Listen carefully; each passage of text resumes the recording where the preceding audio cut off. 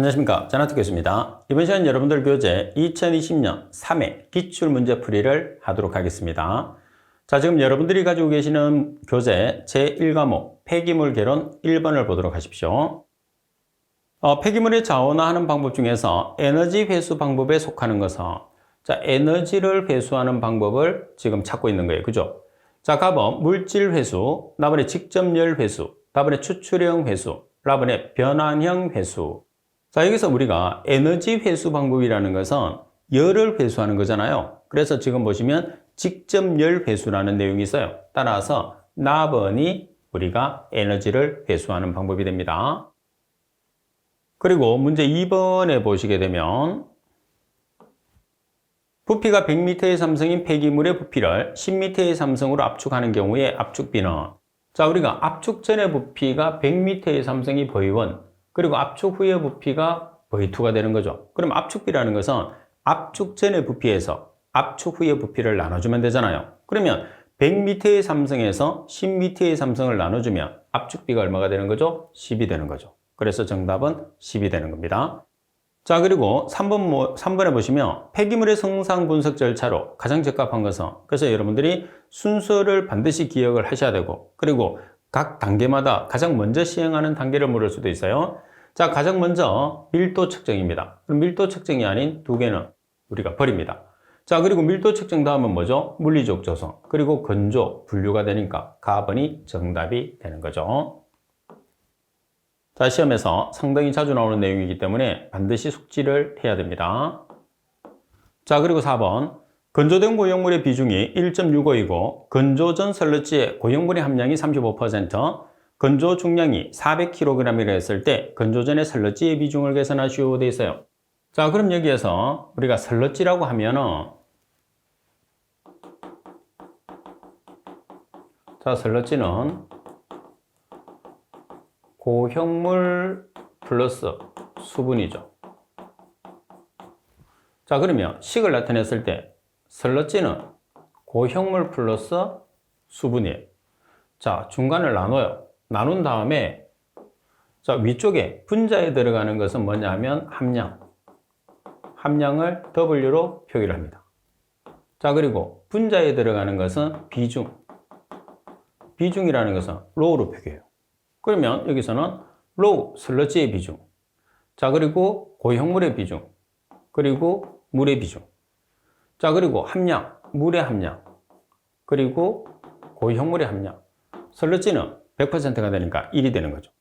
자, 그리고 여러분들 지금 문제 조건처럼 고형물의 함량이 35%예요.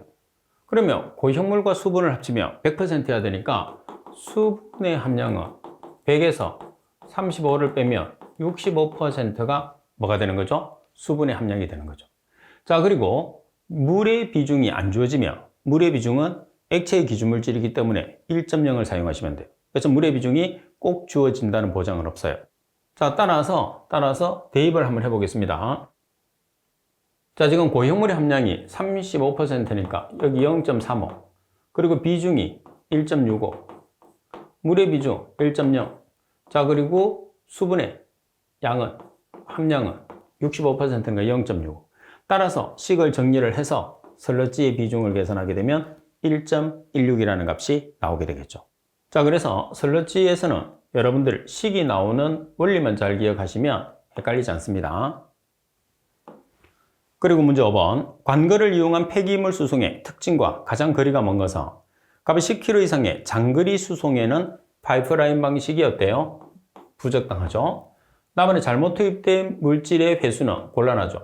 그리고 조대 폐기물은 파쇄, 압축 등의 전처리를 반드시 해야 됩니다. 그리고 4번. 화재나 폭발 등의 사고 발생 시에 시스템 전체가 마비되며 대체 시스템의 전환이 필요하다. 따라서 설명이 잘못된 것은 가번이 정답. 관거는 관거 수송 방식, 파이프라인 방식은 단거리에 적합하다는 거. 자, 그리고 문제 6번을 보겠습니다.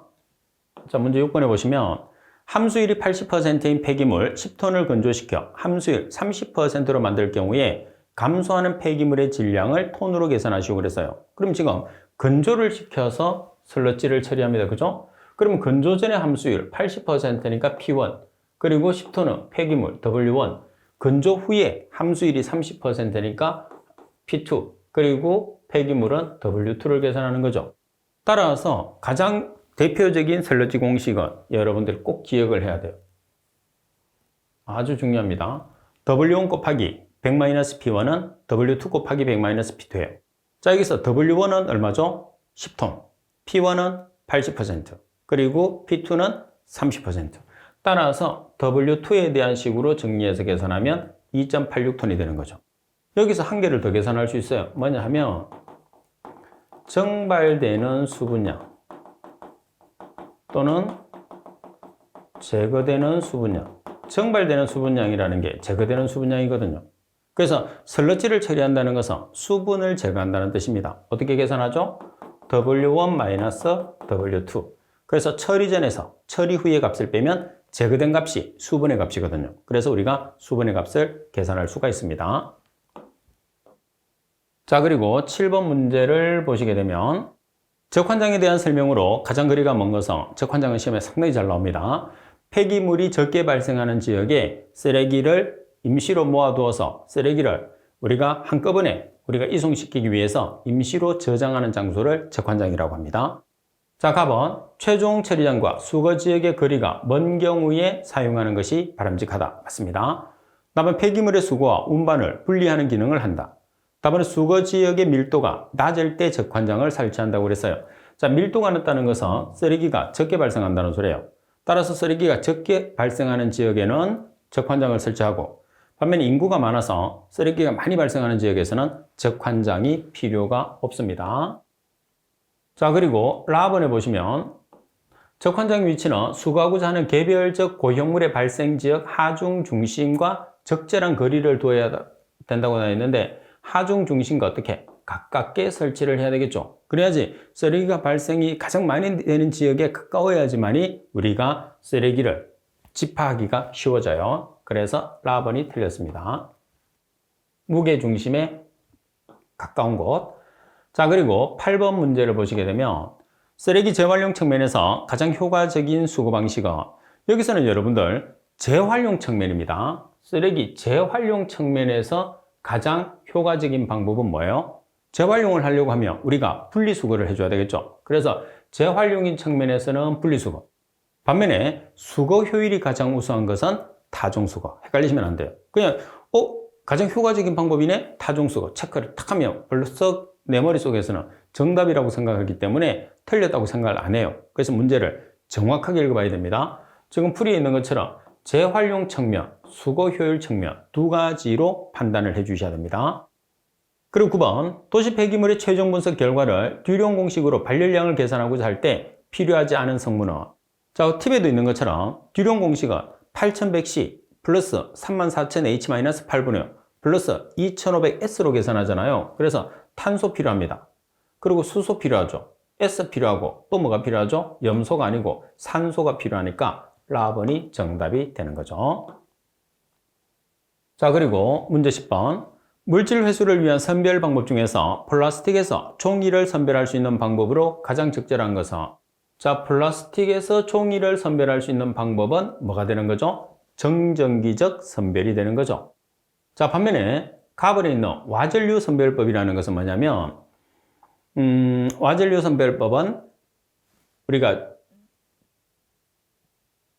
비자력성을 가져야 되죠. 그리고 전기 전도성이 뛰어나야 돼요. 그러면은 우리가 비철금속을 분석하는 것이 뭐가 되는 거죠? 와전류 선별법이죠. 대신에 이제 자력의 성질을 가지고 있는 금속성 성분은 전부 다 자력 선별을 이용을 하는 거죠. 자, 그리고 계속해서 문제를 보시게 되면 자, 11번 문제를 보겠습니다.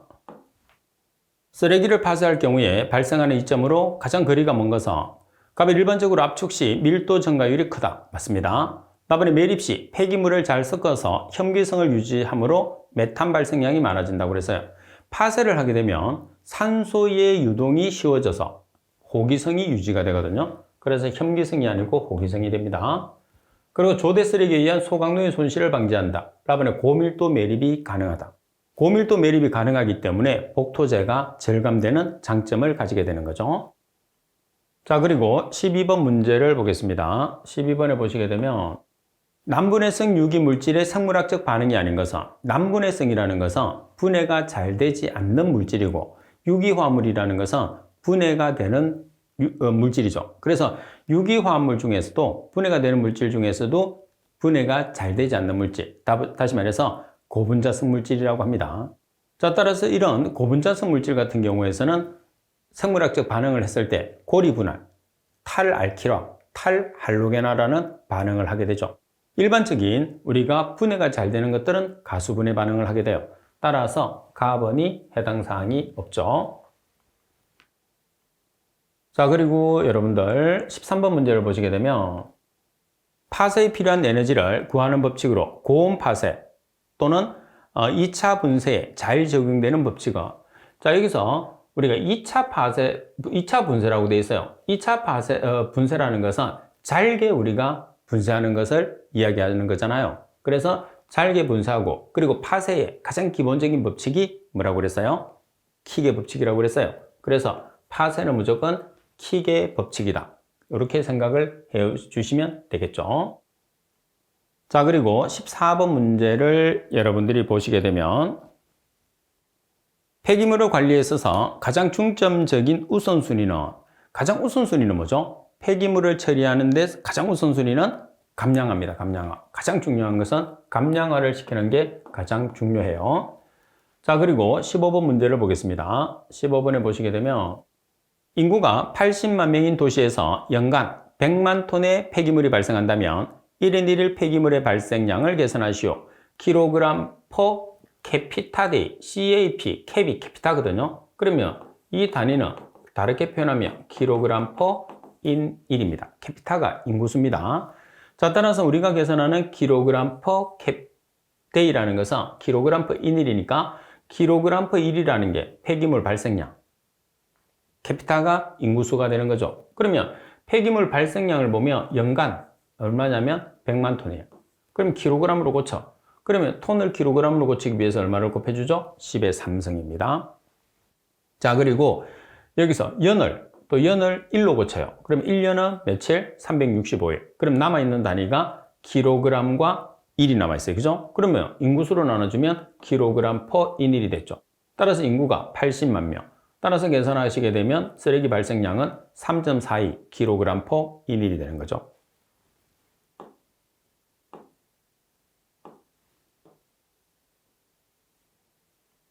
자, 그리고 16번. 쓰레기를 원추사분법으로 축분 도중 두 번째의 모포가 걸렸다. 이후에 4회 더 축분하였다면 추후 모포의 함유율은.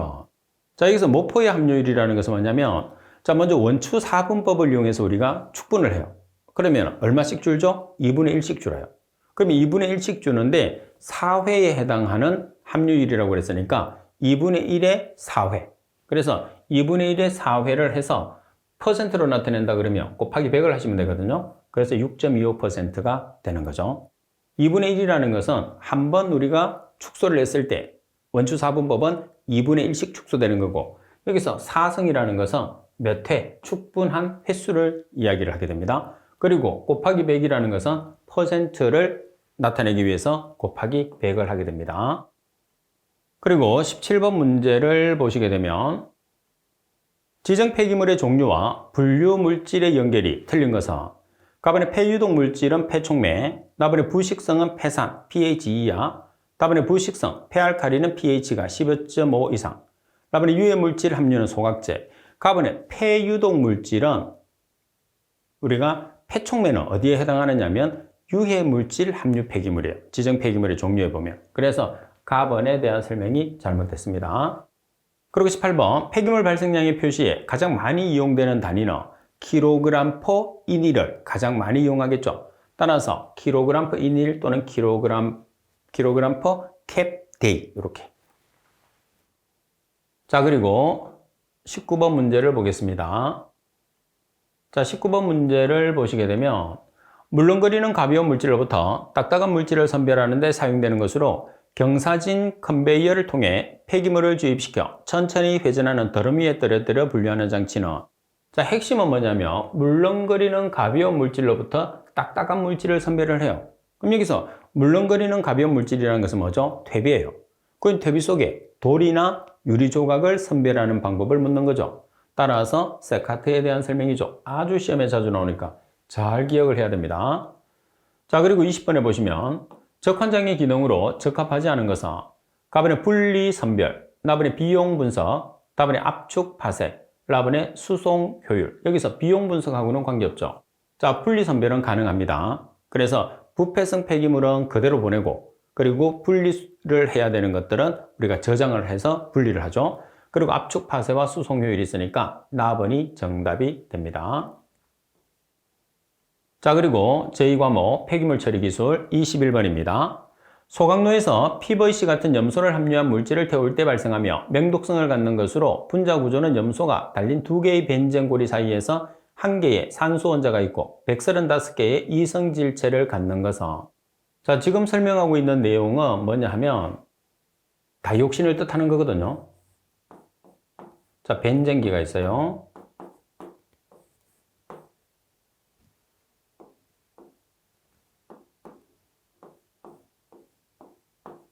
자, 이렇게 있고 또 하나는 뭐냐면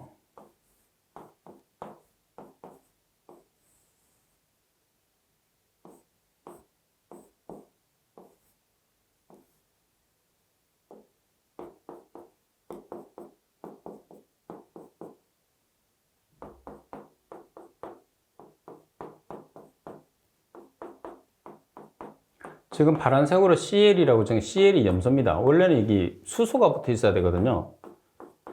근데 석유화학 제품은 염소를 많이 함유하고 있기 때문에 염소가 이렇게 나와요.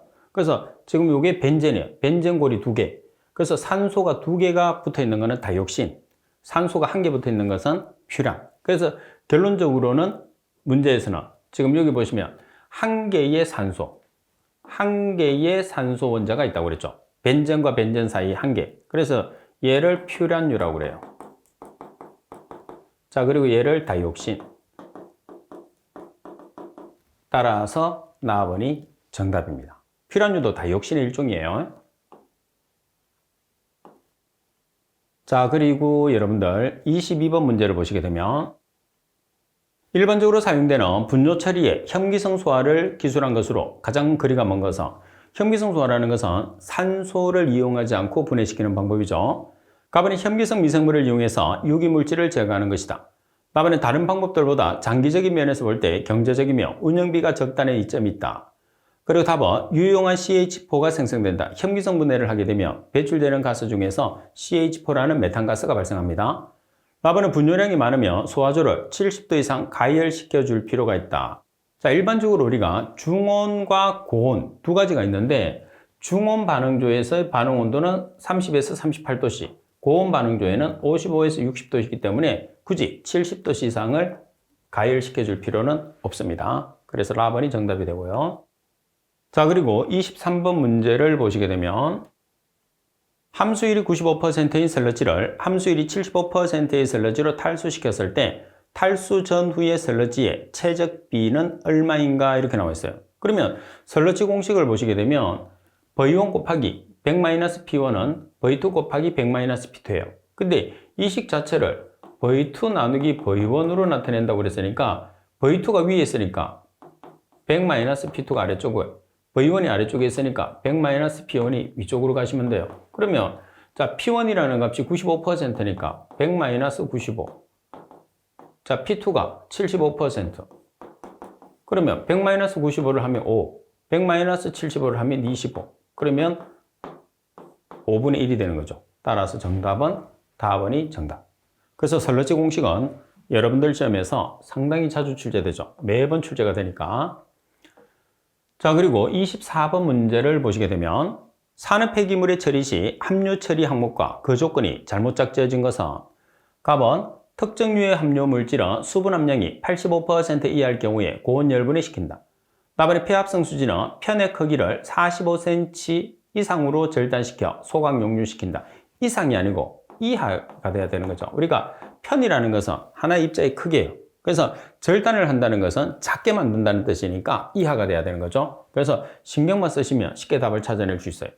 다음에 유기물 계통은 유기물 계통 일반 산업 폐기물은 수분 함량이 85% 이하로 유지시켜 소각시킨다.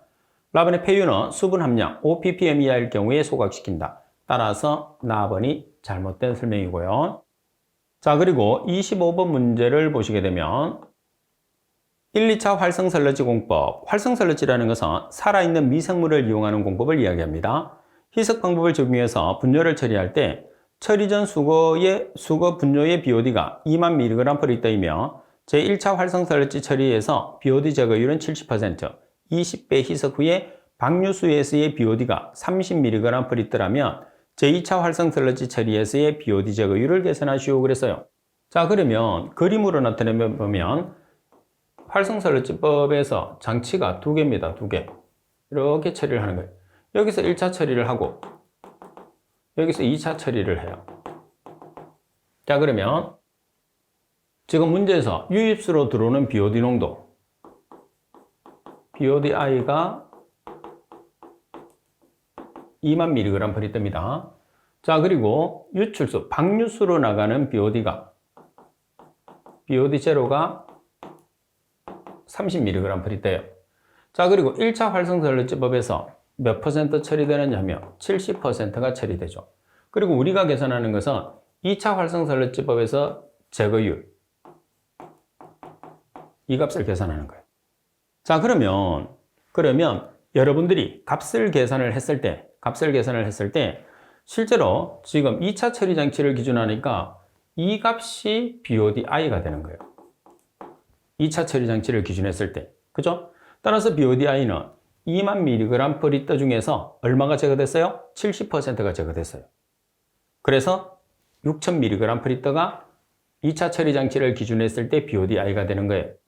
자, 그 다음 BOD0는 30mg/L. 그래서 제거 효율은 1 유입수의 BOD 분의 유출수의 BOD 곱하기 100. 그리고 희석 배수치가 있으면 출구 쪽에 희석 배수치를 곱하면 돼요. 그럼 BODi라는 것은 2차 처리 장치를 기준으로 해서 계산된 BODi니까 2만 mg/L 곱하기 유출되는 값은 70%가 제거됐으니까 30%가 빠져나가잖아요. 그죠? 그래서 1 0.7 또는 0.3을 곱해서 계산한 6000mg/L가 유입수의 BOD예요. 그 다음 유출수의 BOD는 30mg/L. 그리고 문제 조건에서 희석 배수치가 20배의 희석을 했다고 그랬으니까 희석 배수치를 곱하면 되겠죠. 전체 곱하기 100에서 90%. 그럼 희석 배수치는 무조건 유출수에 곱하느냐? 그렇지는 않아요.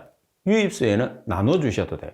그래서 유입수 농도 나누기 희석 배수를 해도 되고 유출수 농도 곱하기 희석 배수를 해도 돼요. 근데 이제 제가 책을 만들 때는 이제 우리가 일괄성이 있어야 되니까 그래야 학생들이 안 헷갈리잖아요. 그래서 유출수의 희석 배수치를 곱하게끔 식을 항상 만들어 줬어요. 그래서 개통도를 보면서 이해를 하면 헷갈리지 않습니다.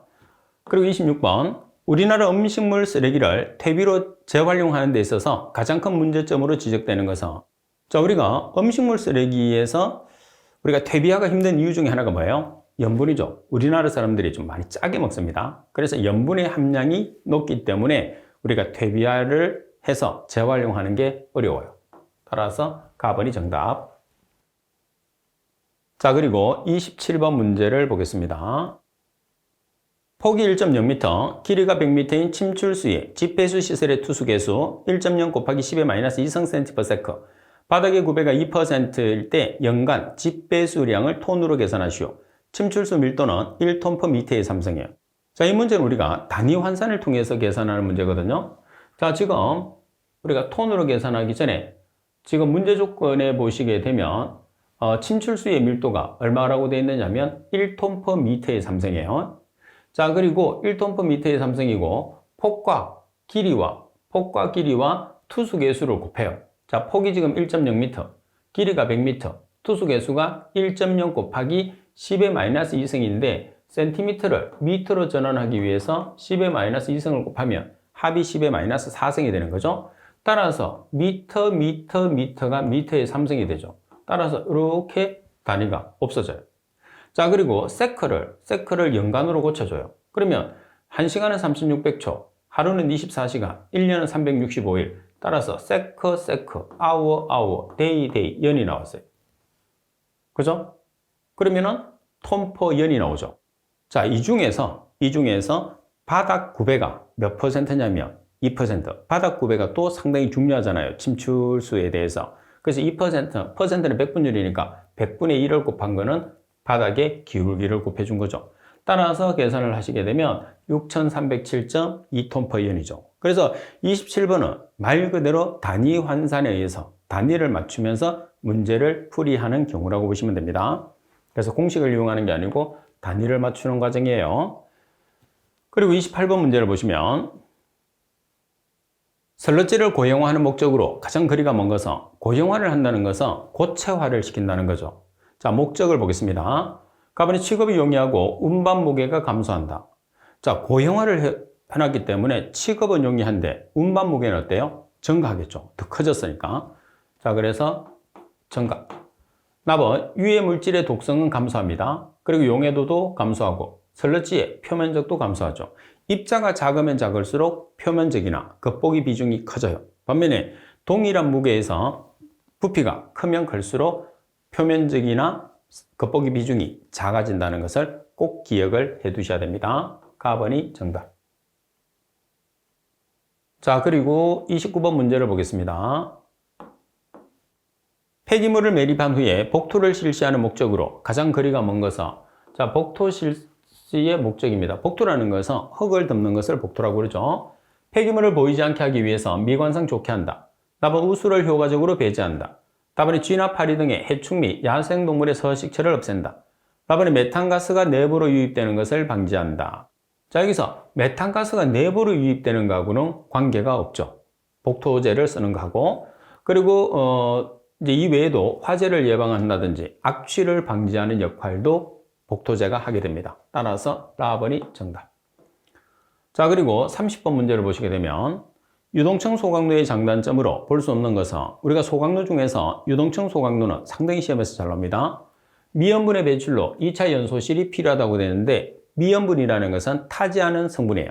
타지 않은 성분이 거의 없죠. 그래서 2차 연소실이 불필요합니다. 그리고 미연소분이 많으면 2차 연소실이 있어야 되겠죠. 한 번 더 태워야 되니까. 나번에 가스의 온도가 낮고 과잉 공기량이 적죠. 그리고 상으로부터 찌꺼기에 분리가 어렵고 기계적 구동 부분이 적어서 고장률이 적다. 장치가 단순하다 이 말이겠죠. 따라서 4번이 정답.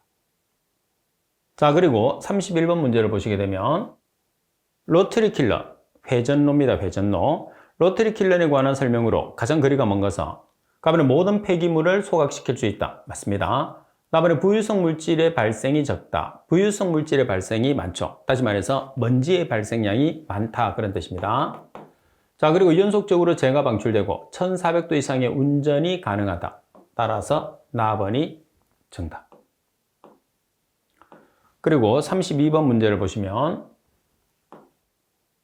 오염된 농경지의 정화를 위해서 다른 장소로부터 비오염 토양을 운반하여 혼합하는 정화 기술은 상당히 시험에 잘 나오죠. 어떤 방법이죠?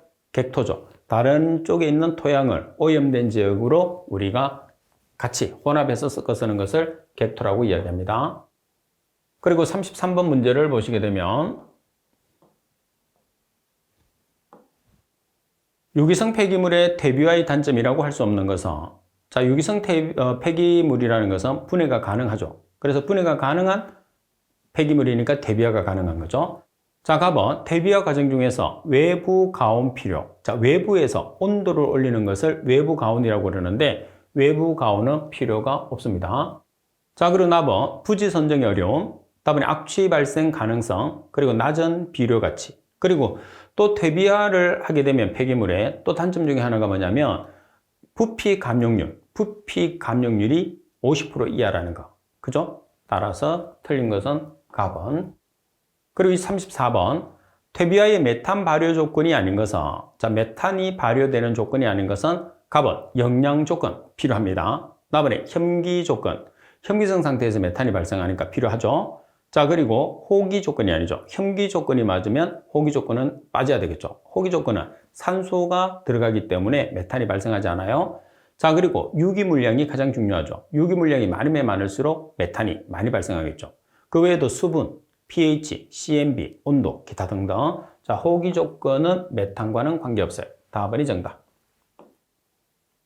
자, 그리고 35번 문제를 보시게 되면 소각시 다이옥신이 생성될 수 있는 가능성이 가장 큰 물질은 다이옥신이라는 것은 우리가 염소가 많이 함유되어 있거든요. 그래서 석유화학 제품, 우리가 보통 이야기하는 PVC 제품, 플라스틱 제품에서 소각을 하게 되면 염소가 많이 발생하기 때문에 다이옥신이 많이 발생하죠. 따라서 PVC가 정답입니다. 자, 그리고 36번 문제를 보시게 되면 폐기물 고형화 방법 중에서 유기중합체의 특징이 아닌 것은 가번에 가장 많이 사용하는 방법은 우레아 폼 방법이다. 답은 고형 성분만 처리 가능하다. 답은 고형화시키는데 많은 양의 첨가제가 필요하다. 자, 우리가 유기중합체 같은 경우에서는 우리가 첨가제가 그렇게 많이 필요하지가 않아요. 그래서 혼합률이 작은 게 장점이죠. 그리고 최종 처리 시에 2차 용기에 넣어서 매립해야 한다. 따라서 답은이 정답이 됩니다. 자, 그리고 37번 문제를 보시게 되면 고형분이 30%인 주방쓰레기 10톤의 소각을 위해서 함수율이 50%가 되게 건조했을 때 질량은, 자, 고형분이 30%라고 그랬으니까 TS1이 30%야 되는 거죠. 그죠? 그리고 10톤이라는 게 W1이에요. 자, 그리고 함수율이 50%니까 P2가 50%, 그리고 질량이 W2가 되는 거죠. 그러면 기본적으로 우리가 설러지 공식을 보면 W1 곱하기 100-P1은 W2 곱하기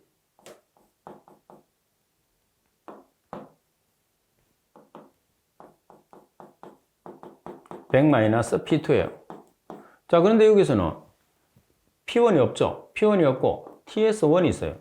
그래서 W1 10톤, TS1 30%, 그리고 P2 50%. 따라서 여기서 W2를 계산하는 거죠. 따라서 W2를 계산하면 6톤이라는 값이 나오죠. 그래서 함수율로 나오든 고형물로 나오든 여러분들이 설러지 공식만 정확하게 이해를 하고 있으면 어떤 조건에서도 문제를 다 풀 수가 있습니다. 그리고 38번 알카리성 폐수의 중화제가 아닌 것은, 알카리성 폐수의 중화제는 뭐가 되는 거죠? 산성이 되는 거죠. 따라서 보기 중에서 산성이 아닌 게 있어요. 뭐가 있죠? 라블이 가성소다. 가성소다라는 것은 NaOH입니다. NaOH는 알카리성 물질이죠. 그래서 산성 폐수, 우리가 알카리성 폐수의 중화제는 산성 물질이 되니까 라번이 정답이 되겠죠. 반면에 산성 폐수의 중화제는 알카리성 물질이 되는 거예요. 반대로. 그죠? 자, 그리고 39번 문제를 보겠습니다. 자, 39번 문제도 상당히 중요하죠.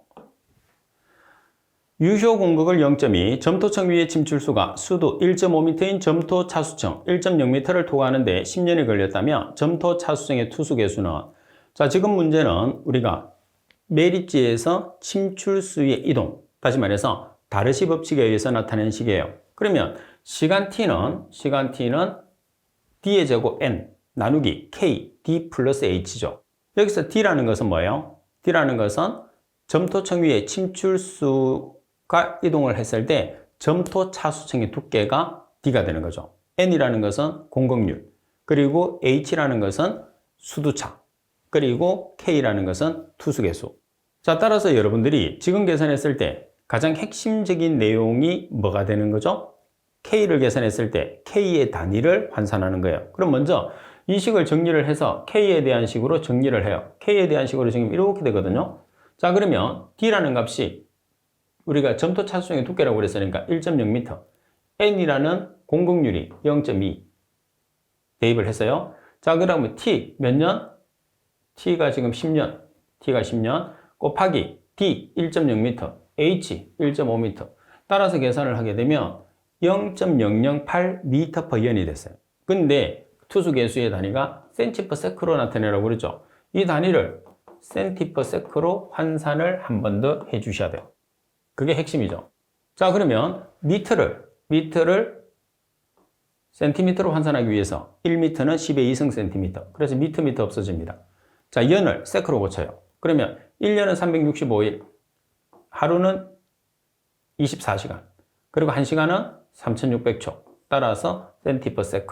그래서 계산하시면 2.54 곱하기 10의 마이너스 8승 cm/s예요. 그래서 지금 다르시 법칙을 이용해서 여러분들이 계산하는 문제는 가장 키포인트를 잡고 있는 게 뭐냐면 K라는 투수 개수예요. 그래서 정답에서 원하는 실제로 이 공식에서 투수계수는 미터 퍼 연이거든요. 길이 단위는 전부 다 미터를 넣기 때문에. 그래서 미터 퍼 연인데 지금처럼 최종 계산 과정에서 센티 퍼 세커, 이게 주어지는 단서가 주어는 이제 센티 퍼 세커니까 미터 퍼 연으로 계산된 값을 센티 퍼 세커로 환산하는 게 이 문제에서 가장 중요한 내용이다. 이렇게 생각하시면 되겠죠. 자, 그리고 여러분들 40번 문제를 보겠습니다. 매립지 내에서 분해 단계 중에서 호기성 단계에 관한 설명으로 적절치 못한 것은, 자, 우리가 매립지에서 분해 단계가 4가지 단계가 있어요. 그 중에 호기성 단계는 1단계, 나머지 2, 3, 4단계는 현기성 단계죠.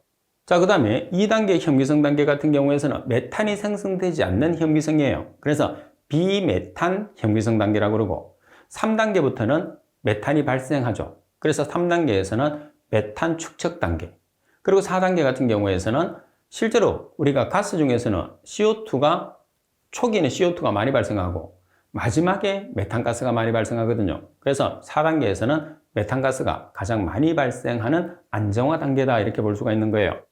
자, 그럼 가번에 보시게 되면, 자, 호기성 단계. 여기서는 호기성 단계를 보시면 호기성 단계는 1단계를 이야기합니다. 자, N2의 발생이 급격하게 증가한다고 그래서요. N2 발생이 급격하게 증가하는 게 아니고 N2가 급격하게 감소하죠. 자, 그리고 나머 O2도 소모됩니다. O2가 소모된다는 것도 감소한다는 뜻이겠죠. 주요 생성기체는 CO2 맞습니다. 그리고 매립물의 분해 속도에 따라서 수일에서 수개월 동안 지속되는 경우도 있습니다. 따라서 설명이 잘못된 것은 가번이 정답이 되는 거죠. 따라서 여러분들이 매립지 단계에서 우리가 그림으로 나타내서 설명을 드렸는데 1단계, 2단계, 3단계, 4단계를 정확하게 숙지를 해 주셔야 돼요. 그래야지 지금 40번 같은 문제를 여러분들이 쉽게 문제를 풀 수 있는 거죠. 그래서 한 번 더 이론을 통해서 정리를 할 수 있도록 하십시오. 자, 이번 시간 수업은 이것으로 마치도록 하겠습니다. 수고하셨습니다.